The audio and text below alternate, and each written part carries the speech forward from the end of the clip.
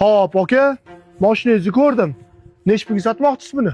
Hozir mashina purishlar $8000 qilishdi. Zo'r pul qilishdi. Ne sotmadingiz? Mashina adamlarning nomlarida. Adamlar hozir Anisadalar. Hamma mashina purishlar pulini notariusda sanaymiz deyapti. Lekin hozir adamlar notariusga boradi. Sharoitda emaslar. Mashinani sotishimning sababi adamlarning operatsiyalariga pul kerak. Nech pul kerak? Doktorlar operatsiyaga 5000 ketadi deyishyapti.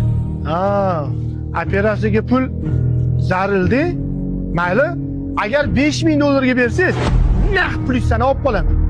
Ana u yog'iga adezda banisidan chiqqularcha notariusiga sabr qilib turaman. Ozgina insof bilan olib qoling. To'g'ri kelsa shu. Mashinani o'zi nech pulga sotding o'g'lim? $5000 ga sotdim-da. Bolam, o'ylab gapiryapsanmi? Men zaril bo'lganda ham 8 minglik mashinani 5 mingga sotadimi? Tanish arendatorga sotdim. Qani tur o'rningdan. Yur. Mana olib borib o'sha arendator oldiga.